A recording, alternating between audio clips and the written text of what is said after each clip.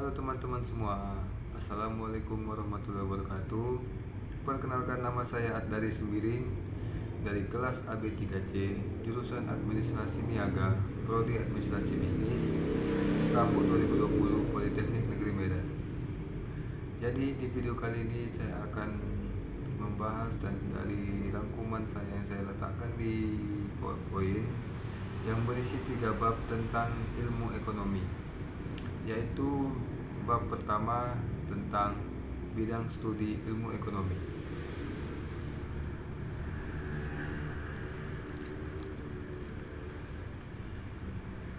Ilmu ekonomi adalah ilmu yang mempelajari tentang tingkah laku manusia baik secara individu atau bersama-sama dalam menggunakan faktor-faktor produksi yang terbatas jumlahnya untuk menghasilkan barang dan jasa yang mereka perlukan guna memenuhi kebutuhan yang sifatnya tidak terbatas. Ilmu ekonomi selalu dihubungkan dengan yaitu kemampuan faktor-faktor produksi untuk menghasilkan barang dan jasa atau maksimasi keuntungan. Yang kedua, keinginan masyarakat untuk mendapatkan barang dan jasa atau maksimasi kepuasan dan kemakmuran. Yang ketiga, ilmu ekonomi dibedakan menjadi ilmu ekonomi mikro dan ilmu ekonomi makro.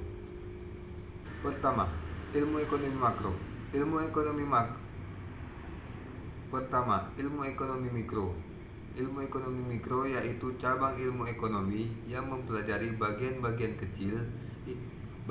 kecil ekonomi seperti perilaku individu-individu, perilaku konsumen, perilaku produsen, harga, dan lain-lain.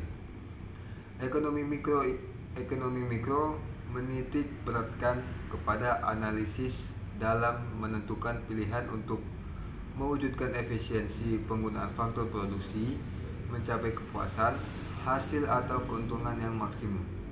Kedua, ilmu ekonomi makro, yaitu cabang ilmu ekonomi yang mempelajari keseluruhan perekonomian baik suatu negara atau daerah seperti inflasi, pengangguran, pendapatan negara. Ekonomi makro menitik beratkan kepada pentingnya permintaan dalam menentukan kegiatan ekonomi. Kebijakan dan campur tangan pemerintah untuk mencapai sasaran ekonomi atau prestasi ekonomi. Selanjutnya, dari bidang studi ilmu ekonomi yaitu tentang sejarah perkembangan ilmu ekonomi. Pengetahuan mengenai ilmu ekonomi sudah dipelajari orang sejak zaman Aristoteles pada tahun 350 sebelum Masehi, tetapi masih bersifat filosofis. Lalu ditelaah lagi pada tahun 1270 oleh Thomas Aquinas dan tahun 1758 oleh François Quesnay. Namun belum membentuk suatu disiplin ilmu, masih bersifat fisiokrat. Selanjutnya dari bidang ilmu ekonomi yaitu teori ekonomi klasik atau The Invisible Hand. Gagasan Adam Smith dikembangkan lagi oleh beberapa ahli sehingga muncul aliran ekonomi klasik. Beberapa penggagas aliran klasik adalah Thomas Malthus pada tahun 1789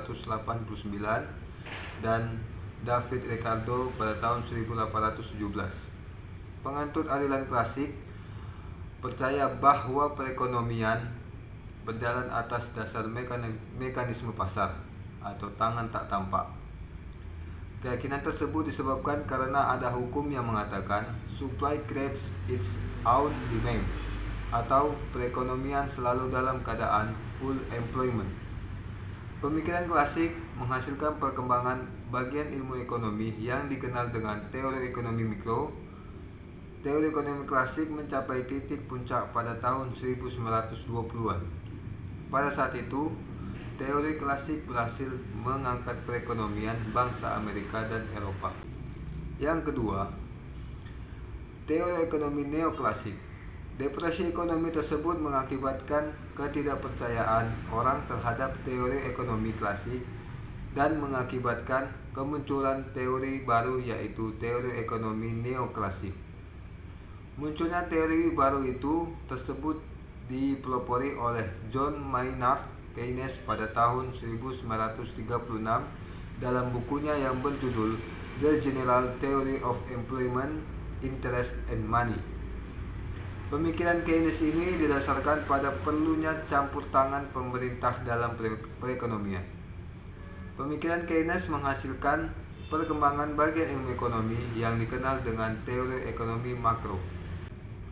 Selanjutnya, kita akan bahas bab 2, yaitu pola kegiatan ekonomi. Secara garis besar, sistem ekonomi dapat dibedakan menjadi 3, yaitu ekonomi pasar, ekonomi campuran, dan ekonomi perencanaan pusat. Ekonomi pasar ialah perekonomian yang kegiatannya dikendalikan sepenuhnya oleh interaksi antara pembeli dan penjual di pasar. Ekonomi campuran ialah sistem ekonomi pasar yang disertai campur tangan pemerintah. Sistem ekonomi perencanaan pusat adalah sistem ekonomi yang kegiatannya diatur sepenuhnya oleh pemerintah. Tetapi sebagian besar negara biasanya menggunakan sistem ekonomi campuran. Yang pertama, uang, perdagangan, dan spesialisasi. Perekonomian dunia telah mengalami perubahan yang sangat drastis dalam 2,5 abad belakangan ini. Mula-mula perubahan tersebut terutama berlangsung di negara-negara maju. Kegiatan perdagangan yang bertambah efisien selanjutnya menimbulkan pula perkembangan spesialisasi dalam kegiatan produksi. Bertambah pentingnya peranan perdagangan dan spesialisasi kegiatan memproduksi merupakan ciri penting dari suatu perekonomian modern. Ada beberapa kegiatan ekonomi yang dijalankan dalam suatu masyarakat yang relatif primitif.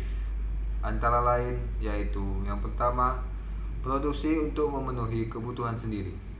Dalam perekonomian yang masih primitif yang lazim dikenal sebagai perekonomian subsisten, unit-unit produksi terutama terdiri dari keluarga petani tradisional. Petani seperti itu menggunakan cara dan alat bercocok tanam yang masih sederhana.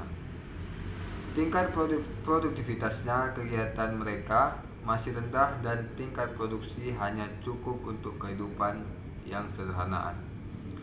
Jarang sekali terdapat kelebihan atau surplus produksi yang dapat dijual di pasar. Yang kedua, perdagangan barter. Dalam perekonomian subsisten yang masih sangat primitif, perdagangan dilakukan secara barter, yaitu perdagangan secara pertukaran barang dengan barang.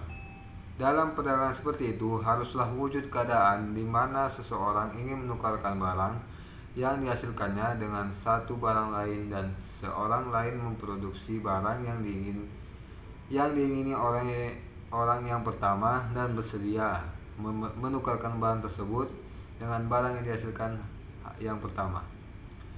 Yang ketiga, pola perdagangan perekonomian subsisten.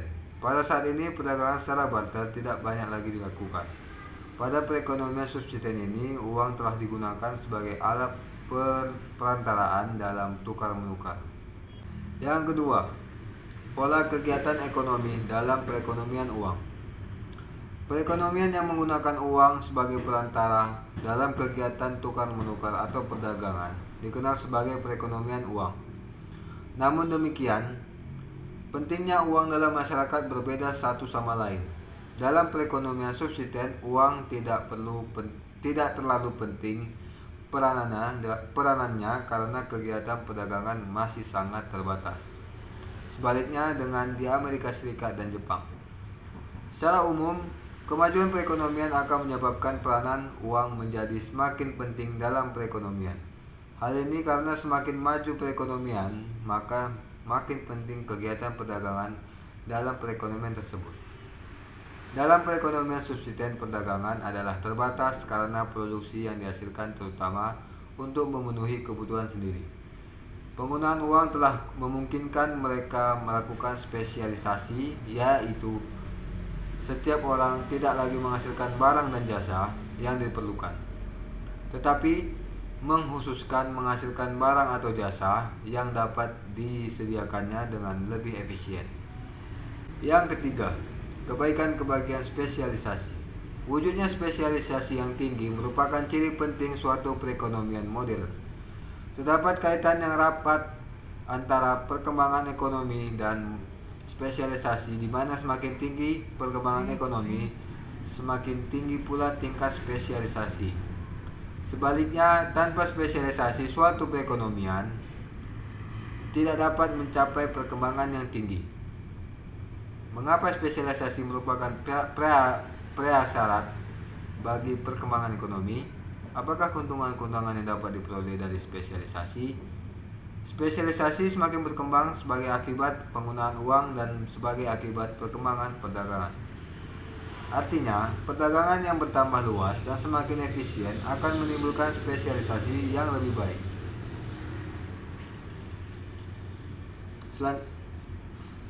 Selanjutnya, spesialisasi akan mempercepat perkembangan ekonomi. Spesialisasi penting untuk perkembangan ekonomi disebabkan oleh beberapa sumbangan berikut. Selanjutnya, kita akan membahas yang bab terakhir, masalah dalam analisis ekonomi. Masalah ekonomi adalah masalah yang timbul saat keinginan dan kebutuhan bertemu dengan sumber daya yang terbatas. Masalah ekonomi ini pasti akan selalu muncul dalam kehidupan sehari-hari. Intinya sih karena keinginan dan kebutuhan manusia itu banyak banget dan nggak terbatas. Sementara ketersediaan sumber daya yang dibutuhkan belum bisa memenuhi keinginan tersebut. Inilah masalah pokok ekonomi klasik yang sering banget kita alami. Yang pertama, 1. Masalah ekonomi klasik. Menurut teori ekonomi klasik, masalah pokok ekonomi dapat digolongkan menjadi 3 permasalahan utama. Yang pertama yaitu masalah produksi. Agar dapat memenuhi kebutuhan manusia, maka barang dan jasa harus tersedia. Demi memenuhi hal ini, produsen harus mengetahui barang dan jasa apa saja yang dibutuhkan masyarakat. Yang kedua, masalah distribusi. Masalah lain adalah bagaimana produksi bisa terdistribusi secara baik hingga sampai ke tangan konsumen. Yang ketiga, masalah ekonomi. Setelah barang dan jasa sampai di konsumen, permasalahan selanjutnya adalah apakah barang tersebut akan dikonsumsi atau malah terbuang sia-sia karena harganya tidak terjangkau. Ini juga menjadi permasalahan lain yang harus bisa dijawab oleh produsen selaku pembuat produk. Di sisi lain, sebagai konsumen, kita harus bisa meningkatkan pendapatan supaya dapat menjangkau produk yang kita inginkan. Yang kedua, masalah pokok ekonomi modern.